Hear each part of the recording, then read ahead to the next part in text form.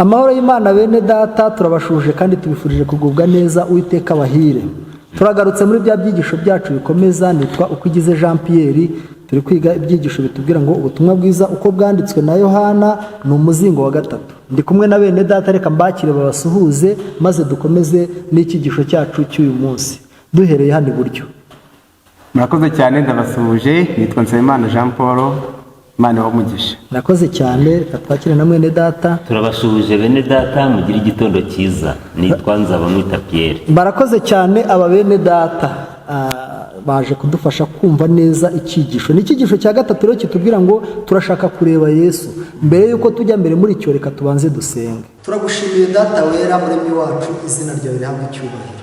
Uduhaye amahirwe yo kuramuka amahoro, kandi tugushimiye ko ukomeje kudufasha muri ibi byigisho turi kwiga. N'uyu munsi twishyize mu biganza kugira ngo ubwo tugiye kwiga ibyigisho tube bugufi kugira ngo turusheho kubisobanukirwa. Ukuboko kwawe kubane n'abakwambaza buri munsi y'ijoro, ndetse na bene data bakurikiraniye cano, tubisabiye mu izina rya Yesu. Murakoze cyane, reka twakire mwene data Nzabamwita Pierre atubwire mu ncamake uyu mutwe w'icyigisho. Ni karibu Pierre. Umutwe w'icyigisho uratubwira ngo turashaka kureba Yesu. Isomo ryo kuzirikana baratubwiye ngo ni ukuri ndababwira yuko iyo akabuto k'ishaka kataguye hasi ngo gapfe kagumaho konyine, ariko iyo gapfuye kera imbuto nyinshi. Yohana 12:24. Noneho wifuzwa ibihe byose ku ipaji ya 624 baratubwiye ngo urupfu rwa Yesu gusa nirwo rwashoboraga gusenya ubwami bwa Satani. Ni muri ubwo buryo gusa inyoko muntu yashoboraga gucungurwa maze Imana igahabwa icyubahiro. Barakoze cyane. Akoze cyane. Turashaka kureba Yesu. Ni bande babivuze? Ese ibi byavugiwe iki? Mwene data Nsabire katumusabe atubwire mu ncamake. Murakoze cyane. Ukurikije nk'uko amaze kudusomera rira somo ndetse n'aya magambo, kandi niko turakomeza kuza kubireba ahangaha, turabona ko abashaka kuza kureba Yesu turabonamo abanyabwenge. Yego. Bumvishe inkuru ko Yesu yavutse, umwami yavutse, bagira amatsiko yo kugira ute kuza kureba uwo mwami, kuko bari bagiye bumva amateka, baragiye banasoma, ubwo baza kuba bifuza kureba uwo mwami wanyu. Yego. Arakoze cyane.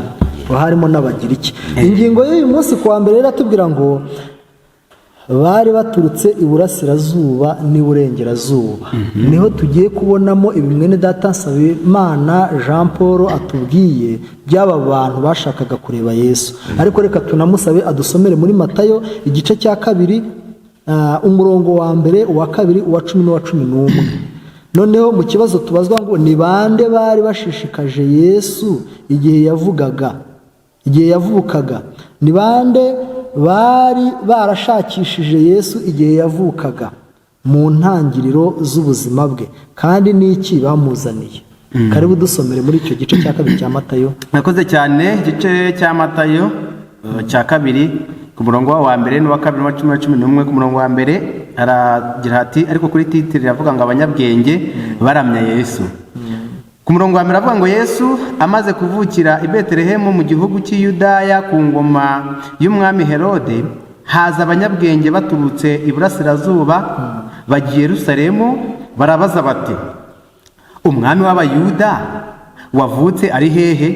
Ko twabonye inyenyeri ye turi iburasirazuba, none tukaba tuje kumuramya.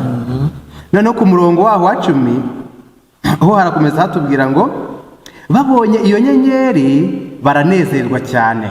Ku murongo wa 11 akagira ati, bageze mu nzu basangamo umwana hamwe na nyina Mariya, barapfukama baramuramya, maze bahambura imitwaro yabo bamutura amaturo y'izahabu n'icyome n'ishanya. Arakoze cyane. Abo ni abanyabwenge. Turebere ku gice cya 8 umurongo wa 11 twumve noneho abaje kumushaka. None se ni bande bashatse Yesu ku iherezo ry'umurimo we? Urumva hari abamubonye mu itangiriro avuka, hari n'abamushatse ku iherezo ry'umurimo. Noneho ku gice cya 8 cyo gitabo n'undi cya Matayo ku murongo wa 11 aravuga ngo ndababwira yuko benshi bazaturuka iburasirazuba n'iburengerazuba bakicarana na Aburahamu na Isaka na Yakobo mu bwami bwo mu ijuru. yego mu gice cya 8 umurongo wa 11 Yego. niko hasomye. Matayo igice cya 8 umurongo wa 11. Yego ni gutya avuga. Rero mu kuri tubonye abantu bashatse Yesu mu itangiriro rye, ubwo mu itangiriro baje kumureba ndetse no mu iherezo rye abaje kumureba. Pierre, reka tuguhe karibu ugire icyo uvuga kuri aba bantu. nk'uko yabidusomeye twabyumvise kandi biranasobanuka. Abanyabwenge baje kureba Yesu, baje kuramya Yesu, abagira ikibaza gushaka Yesu. Yego.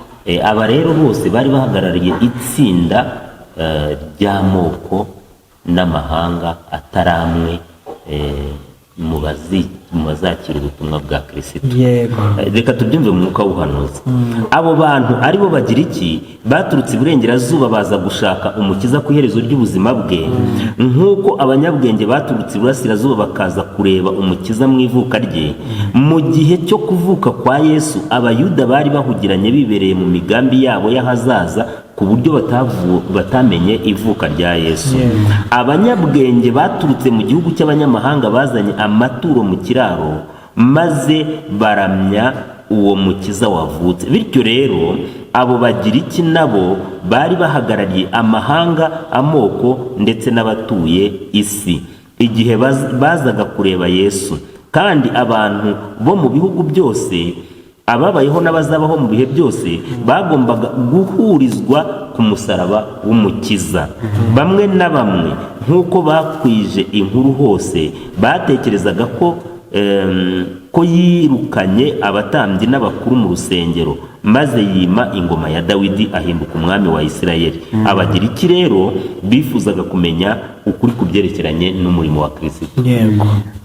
Arakoze rwose. Hano aya magambo amaze kudusomera mwene data ari kumvikana. Ubwo tubonye ko bamwe baturutse iburasirazuba, abandi baturuka iburengerazuba. Iyi ngingo rero ni ingingo iryoshye. Bari baturutse iburasirazuba ndetse n'iburengerazuba. Turashaka kureba Yesu. Mu bihuze n'iki gihe umunota umwe, reka twakire mwene data Nsabimana kugira ngo adufashe. Aba babonye Yesu mu gihe cyabo, ese twebwe turararikirwa iki? Niki twakora kugira ngo natwe tugira umugisha nk'abantu bagize? Karibu. Arakoze cyane. Icyo navuga kuri aya magambo amaze kudusomera, njye mbonyemo icyo navuga nk'akaga, cyangwa se bajya bavuga ngo uwambaye ikirezi ntamenya ko kera. Hano batweretse ko abanyamahanga bumva bavuye kure, baranabizirikanye, baza kureba umwami Yesu. Ariko ikibazo hano batubwiye ko ab'i Yerusalemu, abatambyi n'abaranga ntabwo bari bamenye ko ibi bintu byiza byigeze bibaho. Iki ni igitangaza rero kumva ko umwami yavukiye aha ngaha ariko utabizi. Iki ni ikigaragara ko habayeho uburangare no kutabyitaho. Ibi bishatse kuvuga icyo uvuze muri iki gihe rero. Natwe icyifuzo bagomba kuba dufite muri iki gihe ni ukureba Yesu. Yego. Ariko ikibazo Yesu arahari, ntidushaka kumubona, ntidushaka no kumukoraho. Icyo ni cyo kibazo gihari. Ariko umugambi w'icyigisho ubwo bivuze iki rero? Twebwe ntitwanga kumureba, hari abashaka kumureba bagira iki n'abanyamahanga bari hirya no hino. Karibu Pierre, nawe umunota. Icyigisho ni icyigisho cyiza kandi gisobanuka, kiryoshye ku bantu bose bategereje kugaruka kwa Kristo. Nk'uko abayuda batamenye ko umukiza yavukiye mu isi, ni nako n'uyu munsi abariho muri uyu munsi w'igisekuru giheruka duhugiranye, turahugiranye, turi mu mishinga, turi muri bizinesi, turi mu ikoranabuhanga, ibintu byose byadutwaye ingamira, byadutwaye umutima. Ntabwo turi kumenya ko vuba bidatinze umukiza agiye kwimika ingoma ye, ngo twitegure, twitonde, tuboneze imico n'ingeso byacu.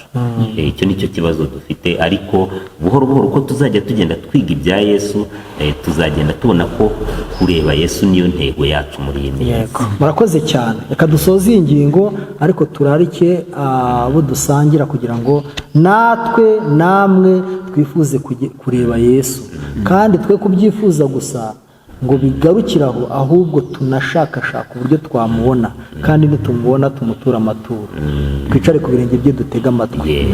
Rero reka tubifurize umugisha no gushya n'ishya n'ihirwe mu byo mukora naho mugenda, kandi namwe tubasabire umugisha ko mwadufashije muri iyi ngingo mu izina rya Yesu. Amen.